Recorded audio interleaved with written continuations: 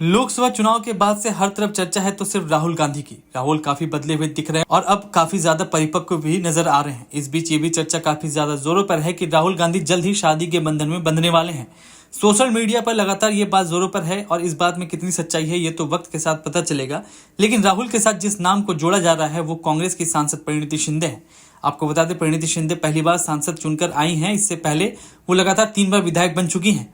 हाल ही में लोकसभा के मानसून सत्र के दौरान जब परिणीति शिंदे ने अपना भाषण दिया था तो वो काफी ज्यादा सुर्खियों में आ गई थी और उन्होंने इशारों में भाजपा सांसद कंगना रनौत को निशाने पर लिया था। उन्होंने कहा था कि इस देश के लिए गांधी और नेहरू ने बहुत मेहनत की है और आजादी दिलाई है, लेकिन कुछ महानुभावों के मुताबिक हमारा देश 2014 के बाद आजाद हुआ है। जब परिणीति ने बीजेपी पर लगातार हमले बोले तो उसके बाद से उनकी हर तरफ चर्चा होने लगी। इसके साथ ही संसद के विशेष सत्र के दौरान जब सांसद अपनी शपथ ग्रहण कर रहे थे तो उस वक्त जब परिणीति शिंदे का नंबर आया शपथ लेने का तो वो उठकर पहले राहुल गांधी को नमस्ते करने गई और इसी दौरान राहुल ने सामने से हाथ बढ़ाकर परिणीति से हाथ मिलाया था। इसके बाद से इस बात को हवा मिलने लगी कि राहुल और परिणीति शिंदे शादी के बंधन में बंधने वाले हैं। इसके साथ ही पिछले दिनों जब प्रियंका गांधी से राहुल की शादी के बारे में पूछा गया था तो कांग्रेस महासचिव प्रियंका गांधी ने एक इंटरव्यू में कहा था कि वह चाहती है कि राहुल गांधी शादी करें, खुश रहें और उनके बच्चे हों। प्रियंका गांधी ने कहा, एक बहन के रूप में मैं चाहूंगी कि मेरा भाई एक खुशहाल इंसान बने। मैं चाहूंगी कि वह शादी करे, बच्चे पैदा करे। लेकिन अभी फिलहाल राहुल गांधी शादी करने के मूड में हैं या नहीं ये तो नहीं पता। लेकिन राहुल गांधी और परिणीति शिंदे की शादी की बातें जो चल रही है सोशल मीडिया पर उसे अफवाह माना जा सकता है, क्योंकि राहुल फिलहाल आने वाले विधानसभा चुनाव की तैयारियों में जुटे हुए हैं। आपको बता दें, चुनाव आयोग ने हरियाणा जम्मू कश्मीर के चुनावों की तारीखों का ऐलान कर दिया है। झारखंड और महाराष्ट्र में भी विधानसभा चुनाव होने वाले हैं, लेकिन फिलहाल चुनाव आयोग ने इन दोनों राज्यों के लिए तारीखों का ऐलान नहीं किया है।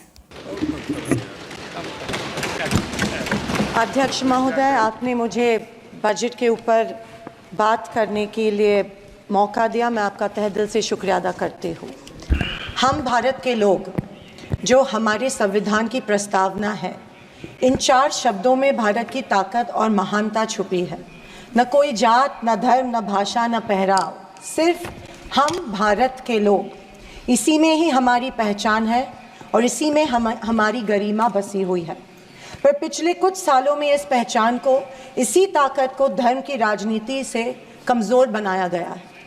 आज 2024 के बजट पर बात करने के लिए आपने मुझे मौका दिया। मैं थोड़ा आपको इतिहास में ले जाना चाहती हूँ। हम सब जानते हैं और पूरा विश्व ये मानता है कि कुछ शतकों पहले भारत सोने की चिड़िया थी।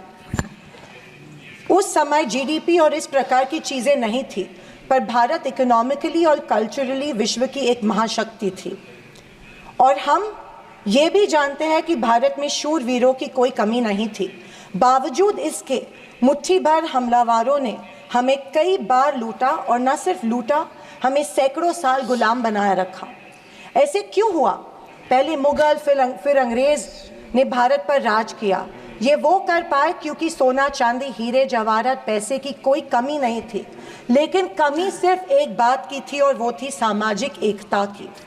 धन, दौलत, ताकत कुछ मुट्ठी भर राजाओं और समाज के ठेकेदारों के पास थी।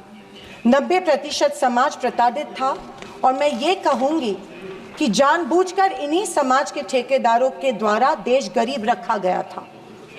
आज हमारा देश दुनिया की 5वीं लार्जेस्ट इकोनॉमी है और मुझे ये उम्मीद ही नहीं बल्कि पूरा विश्वास है कि हम जल्द ही दुनिया की पहले नंबर की इकोनॉमी बनेंगे, क्योंकि इसके प्रगति की मजबूत नींव स्वतंत्रता के बाद के सरकार ने रखी थी।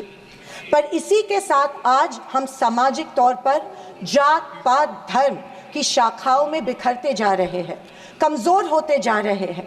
फाइनेंशियल इनइक्वालिटीज़ बढ़ती जा रही है। पैसा और सत्ता कुछ चंद ठेकेदारों के पास संचित हो रहा है, या मैं ये कहूँगी कि सत्ता की लालसा में ऐसा करवाया जानबूझ के जा रहा है। मेरी ये सब बातें कहने का तात्पर्य यही है कि समाज की प्रगति सिर्फ मजबूत इकोनॉमी से ही नहीं, समाज की एकता में है और हमें इतिहास में हुई गलतियों को दोहराने से बचना चाहिए। बीजेपी पिछले 1 दशक से सत्ता में है, पर इनके मुताबिक आज भी हिंदू खतरे में है। क्या ये हकीकत है या फिर बीजेपी हिंदुओं को इस डर में रखकर अपनी राजनीति चमका रही है? आप बताएं, जो संस्कृति हजारों साल गुलामी के जंजीर में जकड़ी पड़ी है, रहने के बावजूद जिंदा है, जिंदा ही नहीं सारे विश्व में अपना डंका बजा रही है, वो खतरे में कैसे आ सकती है? पर फिर सोचने पर मुझे महसूस होता है कि बीजेपी और उनकी नीतियां की वजह से हिंदू खतरे में है।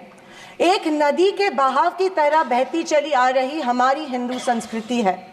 सामने आने वाले हर कट्टरता के पहाड़ों को काटते हुए, हर पत्थर के सेंध लगाते हुए वो बह रही है।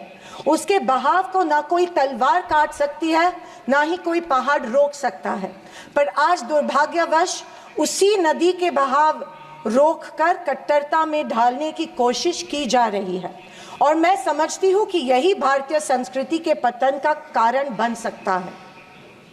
अध्यक्ष महोदय, डॉक्टर बाबा साहेब अम्बेडकर ने बनाए गए संविधान के बदौलत पिछड़े और दलित वर्ग को आरक्षण के जरिए समाज में स्थान और सम्मान मिला, पर आज वह आरक्षण भी इनके नजरों में खटक रहा है। इसीलिए सभी सरकारी और निम्न सरकारी कंपनीज का प्राइवेटाइजेशन करके इनडायरेक्टली आरक्षण खत्म करने का षड्यंत्र बीजेपी कर रही है। स्पीकर सर, इनके मुताबिक गए 2014 के पहले कोई भी अच्छा काम देश में नहीं हुआ, और कुछ महानुभावों के मुताबिक देश आज़ाद ही 2014 में हुआ। खैर, आप कितनी भी कोशिश कीजिए, लेकिन इस सच्चाई को नहीं झटला सकते कि आज जो भारत चांद पर पहुंचा उसकी नींव इसरो के रूप में पंडित नेहरू जी ने रखी थी। 2014 से बीजेपी अपने झूठे प्रोपेगेंडा से कांग्रेस की लेगेसी को मिटाने की पुरजोर कोशिश कर रही है, पर इनकी लाखों नॉन बायोलॉजिकल कोशिश के बावजूद दुनिया इस देश को नेहरू गांधी का देश ही मानेगी। ये दुनिया की किसी भी कोने में जब जाते हैं तो इनको गांधी जी के प्रतिमा के सामने ही नतमस्तक होना पड़ता है। ऐसी सरकार और ऐसे वित्त मंत्री से हम क्या उम्मीद करें जो प्याज के बढ़ते दाम के सवाल पर कहती है कि दाम बढ़ते हो तो बढ़ने दो, मैं प्याज नहीं खाती। स्कूल कॉलेज के फीस बढ़ते हैं तो बढ़ने दो, हम शिक्षा नहीं भक्त बढ़ाते हैं। पर फिर भी जनता की प्रतिनिधि होने के नाते मेरा दायित्व है कि मैं लोगों के प्रश्न इस सदन में समक्ष पेश करूं। अध्यक्ष महोदय, पंतप्रधान किसान सम्मान योजना के बारे में मैं बोलना चाहती हूँ। पंतप्रधान किसान योजना के माध्यम से किसानों को सालाना 6,000 रुपये दिए जाते हैं। 2,000 रुपये 3 इंस्टॉलमेंट्स में दिए जाते हैं। 2,000 रुपये दिए जाते हैं, लेकिन 18% फर्टिलाइजर्स के सैक पे उनको जीएसटी के माध्यम से देना पड़ता है। एक किसान एक साल में कम से कम 1 लाख के फर्टिलाइजर खरीदता है, तो आप 6,000 रुपये देते हो लेकिन 18,000 उनसे लेते हो। ये किस तरह की नाइंसाफी हुई उस किसान पे? आप मजाक उड़ा रहे हो उस किसान का। 6,000 रुपये देते, 18,000 रुपये जीएसटी के माध्यम से लेते हो। जब यूपीए की सरकार थी तब फर्टिलाइजर्स और औजारों पे से जीएसटी एग्जेम्प्ट की गई थी। मेरी मांग है कि 2,000 रुपये का जो अमाउंट है, जो 6,000 सालाना मिलते हैं, वो बढ़ा के 12,000 किए जाने चाहिए।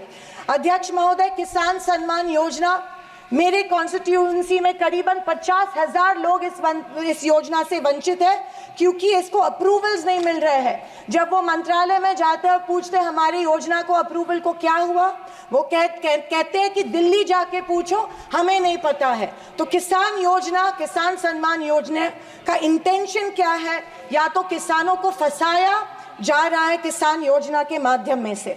अध्यक्ष महोदय, फसल बीमा योजना, महाराष्ट्र में, पश्चिम महाराष्ट्र में शोलापुर, सांगली, सातारा, कोल्हापुर में उड़द दाल और अरहर की दाल यहाँ पे उगाई जाती है, लेकिन फसल बीमा योजना मिलती है सिर्फ बाजरा, मक्का और सोयाबीन के लिए। आपके माध्यम से मैं फाइनेंस मिनिस्टर से गुजारिश करती हूँ कि अरहर और उड़द के लिए भी फसल बीमा योजना के फॉर्म एक्सेप्ट किए चुके हैं, भर दिए हैं, लेकिन फसल बीमा योजना मिल नहीं रही है। अध्यक्ष महोदय, पंतप्रधान आवास योजना, आदरणीय फाइनेंस मिनिस्टर जी ने कहा कि एडिशनल 3 करोड़ हाउसेज, घर यहाँ पे इंक्रीज करके इस बजट में दे रहे हैं, लेकिन पंतप्रधान आवास योजना का टारगेट अभी तक महाराष्ट्र को नहीं मिला है, क्योंकि ये योजना जो है गांवठान जमीन पे घर बांधे जाते हैं, लेकिन असलियत ये है कि गांव में गाँवठान जमीन है ही नहीं। जब कलेक्टर के पास जाते हैं तो कहा जाता है कि गाँवठान जमीन नहीं है, गायरान जमीन ढूंढ के लाओ, हम आपको पीएम आवास योजना देंगे। अभी गाँवठान जमीन लाएंगे कहाँ से? तो आपके माध्यम में से मैं फाइनेंस मिनिस्टर को रिक्वेस्ट करती हूँ कि सारे कलेक्टर्स, डिस्ट्रिक्ट कलेक्टर्स को आदेश दे कि जितनी भी गाँवरान जमीनें हैं गाँव में, उनको गाँवठान करके पंतप्रधान आवास योजना लोगों को लागू की जाए और सारे जो पेंडिंग प्रपोजल्स हैं वो एक्सेप्ट किए जाए। और मेरी आपसे ये गुजारिश है कि 1,40,000 रुपए इस योजना के लिए मिलते हैं, ये बहुत टुटपुंजी है, इसके लिए 2,50,000 दिए जाए पंतप्रधान आवास योजना के लिए। अध्यक्ष महोदय, मुद्रा लोन 2014 में प्राइम मिनिस्टर ने बड़ी एम्बिशियसली मुद्रा लोन की घोषणा की थी। कल फाइनेंस मिनिस्टर ने इसकी जो राशि है 10 लाख से लेके 20 लाख की, लेकिन मुद्रा लोन उस पीरियड में उन्हीं लोगों को मिले जिनकी सिफारिशें बीजेपी के कार्यकर्ताओं ने की थी, जबकि सामान्य आदमी जो है, आम आदमी जो है, उसको ये लोन नहीं मिला था। सिर्फ कुछ चंद लोगों को ये लोन दिया गया था। मेरी ये मांग है कि कोरोना के टाइम पे जो लाभार्थी मुद्रा लोन का कर्ज फेड नहीं पाए, उनके लिए जैसे अपने अदानी अंबानी के लिए कर्जा माफ किया है, वैसे इन लाभार्थियों के लिए भी कर्जा माफ किया जाए, तुरंत माफ किया जाए मुद्रा लोन का जो परत फेड करने का कर्जा है। आदरणीय अध्यक्ष महोदय, माइक्रो फाइनेंस और चिट फंड्स जो दिए जाते हैं हमारे सेल्फ हेल्प ग्रुप्स को, बीड़ी कामगारों को, पावर लूम वर्कर्स को दिए जाते हैं, हमारी काफ़ी सारी महिलाओं को दिए जाते हैं, लेकिन ये माइक्रो फाइनेंस और चिट फंड्स पे के ऊपर रेगुलेटरी अथॉरिटी नहीं होती है, इसीलिए ये बेहिसाब इंटरेस्ट इन लोगों से, गरीब लोगों से लेते हैं। अध्यक्ष महोदय, मुझे इस बात का दुख हो रहा है कि कल के बजट के स्पीच में हमारी अन्न धान्य सुरक्षा योजना जो है, अन्न सुरक्षा योजना जो यूपीए सरकार ने लाई थी, उसके बारे में फाइनेंस मिनिस्टर ने कोई जिक्र नहीं किया। पिछले 10 साल से हमारे देश का जो गरीब है उसको, एपीएल कार्ड धारक को अन्न धान्य योजना का लाभ नहीं मिल रहा है। 10 साल से करोड़ों लोग इस योजना से वंचित रह रहे हैं, भूखे मर रहे हैं, और जैसे शैलजा जी ने कहा था, कुपोषण का प्रमाण जो है हमारी देश में बढ़ रहा है। गरीब लोगों से जानबूझ के एक form, give up subsidy form जानबूझ के भरा जा रहा है, उनको बिना बताए कि अगर ये फॉर्म आप भरेंगे तो आपकी फूड सब्सिडी कट हो जाएंगी। ये जबरदस्ती उनसे ये फॉर्म भरवा रहे हैं ताकि उनको इस योजना, जो कि कांग्रेस की योजना थी, उसका लाभ न मिले, और इसके वजह से ढेर सारे लोग भूखे हमारे देश में मर रहे हैं। मैं फाइनेंस मिनिस्टर से ये गुजारिश करती हूँ कि एपीएल कार्ड धारक को तुरंत इस योजना का लाभ मिला जाए और सारे के सारे जितने भी लोग हैं उनको धान मिला जाए।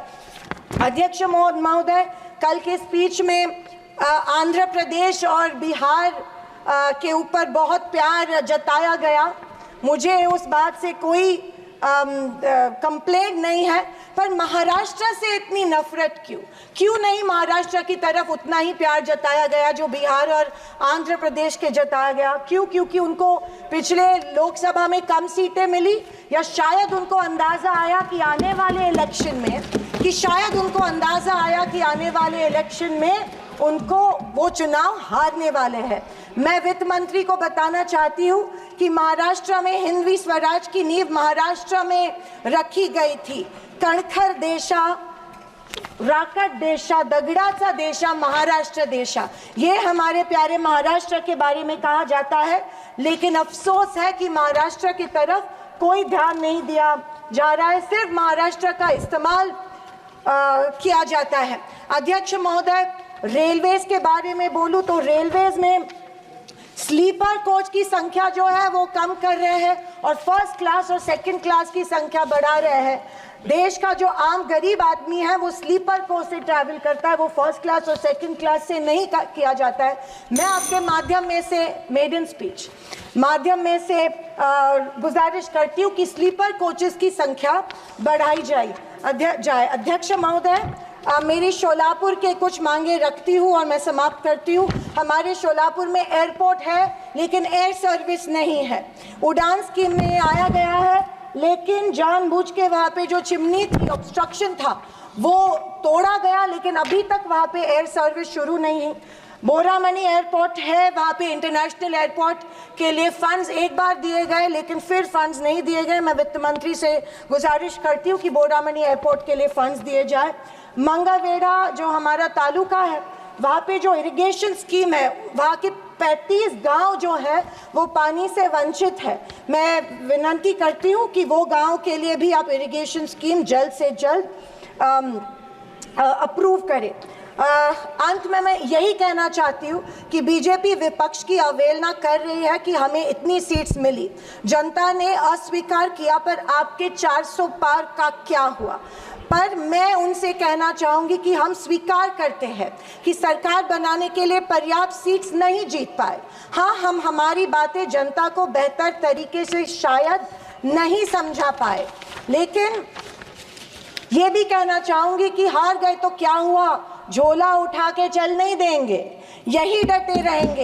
एक मजबूत विपक्ष के रूप में भारत की जनता की आवाज़ बुलंद करते रहेंगे, सिर्फ और सिर्फ इस देश के लिए और इस देश के जनता के लिए। और आखिरी कुछ शब्द कह के मैं समाप्त करना चाहूँगी कि सत्ता की लालच में न फैलाओ समाज में ध्रुवीकरण का रोग।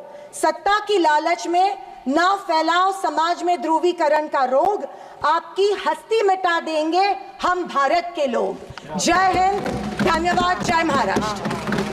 धन्यवाद माननीय सदस्य श्री जगदीश शेट्टर जी। जगदीश और आप हमसे जुड़े रहने के लिए सब्सक्राइब करें YouTube पर, फॉलो करें Twitter पर और लाइक करें Facebook पर। और ज्यादा जानकारी के लिए आपको टाइप करना होगा सिर्फ न्यूज नशा।